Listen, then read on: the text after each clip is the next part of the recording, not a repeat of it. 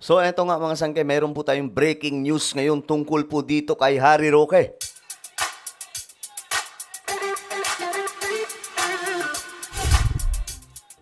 May nadiskubre ngayon mga sangkay kay Harry Roque, no? Na talagang namang ikinagulat ng marami sa ating mga kababayan.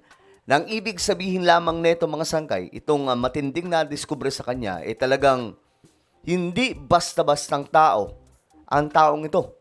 Talagang malupit mga sangkay. Ito po yung ating pag-uusapan ngayon dahil pinag-uusapan po ito ngayon sa buong bansa. Itong matinding nadiskubre kay Harry Roque. Anyway, bago tayo mag-umpisa, no, paki-subscribe po muna yung ating YouTube channel sa mga bago pa lamang po sa ating channel ngayon. Tayo po ay road to 2 million subscribers na. At kung gusto mong mapabilang sa dumaraming mga solid sangkay, alam mo na ang iyong gagawin. Makikita nyo po yung subscribe button sa baba ng video na to. I-click nyo lamang po yung subscribe, i-click ang bell, at i-click nyo po yung all. Sa mga nanonood po sa Facebook, i-follow nyo po yung ating Facebook page. Alright guys, eto na nga. Tingnan po natin itong balita. Ayan, breaking news. The DOJ, nakumpirma daw po ng DOJ na itong si Harry Roque ay mayroon daw pong 2 Philippine passports. Alam nyo yung nakakagawa lamang po ng ganitong klaseng gawain mga sangkay? Mga malalaking sindikato. Hindi po basta-basta ang nakakagawa niyan mga sangkay. Unless talaga nga namang matindi yung kapit mo sa gobyerno at matindi ang kapit mo sa gumagawa niyan. Isipin nyo na kapag nagawa mong magpagawa ng 2 Philippine passport, mga sangkayo, a reason why no travel alerts were triggered. So kaya pala mga sangkay, wala daw pong travel alerts na nangyari dahil 2 daw po yung passport. Pambihira. Ganyan po kalupit mga sangkay si Harry Roque. Kaya pala, kahit nga ako nagulat ako nung nakita ko po itong balitang to. Ay, Diyos mio Marimar, kaya naman pala nakakapagtago. Kaya naman pala nakakalusot mga sangkay. 2 yung passport eh. Hindi po kasi ganun kadali ma-detect yan mga sangkay kapag 2 yung passport mo. Hindi ka kahit pa sabihin natin naka-alerto na ang buong Pilipinas sa pag-alis mo. Ngayon mga sangkay, kung ang passport mo ay 2, di ang lupit mo. Ganyan ka kalupit. Nakaraan mga sangkay, nakaraang araw, nag-file nga po itong DOJ ng cancellation sa passport ni Roque. So, ito yung nangyari mga sangkay. Kaya po nabisto, no? Kaya po nabisto dahil po dyan mga sangkay, nung ayon po dito, the Department of Justice has already filed a motion to cancel the passport of former presidential spokesperson Harry Roque. Ayon po ito sa DOJ Secretary na si Remulla. So, nag-file na po sila ng motion para makansela ang passport. Kasi, mga sangkay, itong si Harry Roque, sa kabila po ng, di ba, pinaghahanap po siya ngayon, mga sangkay. Sa kabila po ng paglalabas ng arrest warrant ng korte ng Pampanga, hindi pa rin po bumabalik sa Pilipinas ang taong ito. Ayon po sa report, mga sangkay, nakikipagmatigasan. At si Harry Roque, proud na proud po niyang sinasabi mga sangkay, na nasa Netherlands nga daw po siya.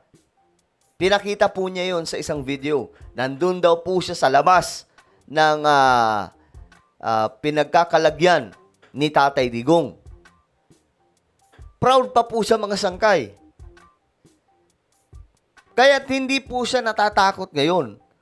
Ngayon, na nabisto na 2 pala yung passport, abay, marami po yung nagulat.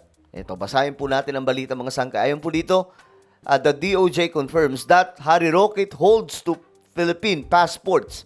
2 Philippine passports ito mga sangkay. A reason why no travel alerts were triggered.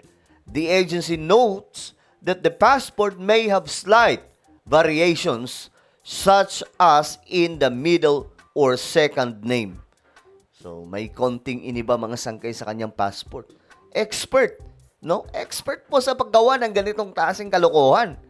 Pambihira, sino mag-aakala na ang isang bonjing, well, he is a lawyer, mga sangkay, at maliban dyan, malakas po ang kapit niyan. May China. At ako mga sangkay, naniniwala na may mga kapit po yan sa loob.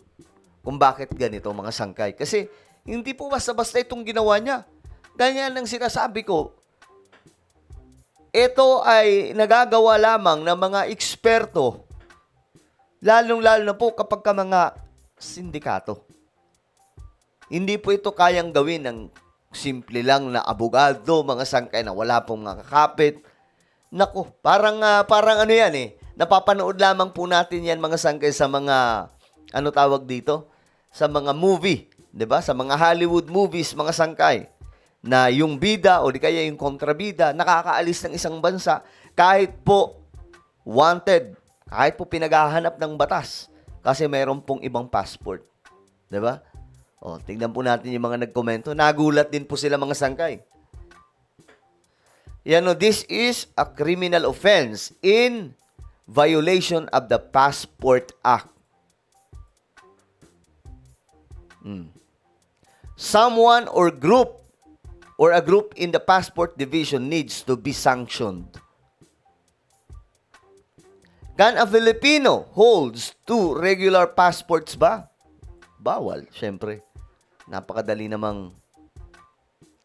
Wow, talaga nga naman, malaki maitutulong ng balitang to sa inflation. Konti na lang, ramdam na namin. Parang sinasabi niya na wag ibalita ito. Mag-focus na lang sa ibang balita. Alam nyo, malaking balita ito mga sangkay. Kasi ang ibig sabihin lamang po nito, si Harry Roque po ay hindi po basta-bastang tao. Matatawag po natin siyang ninja. Ganon siya kalupit, mga sangkay. Eksperto sa kaloohan. Pambihira. Or, speaking, no? Inflation. Hindi po tayo, ngayon, mga sangkay. Ang Pilipinas ay stable ngayon.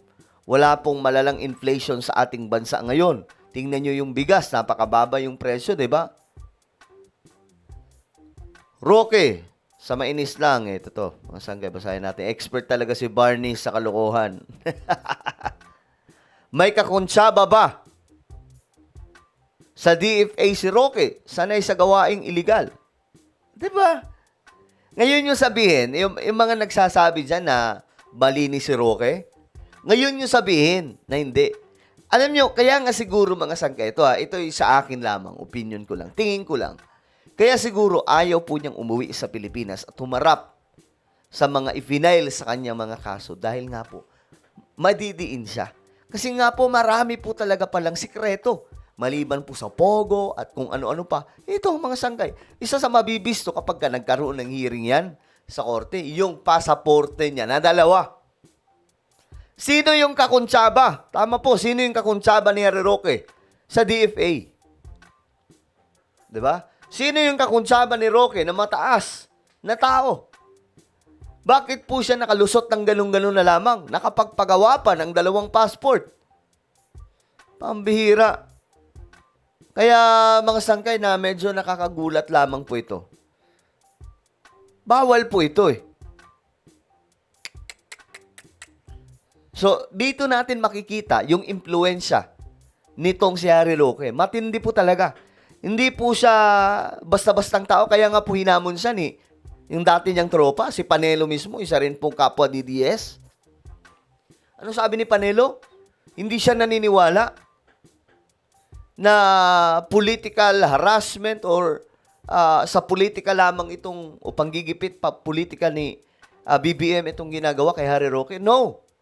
Sabi ni Panelo, hindi siya naniniwala sa ganyan. Kung talagang wala siyang kasalanan, bumalik siya sa Pilipinas. Ganun lamang. 'Di ba?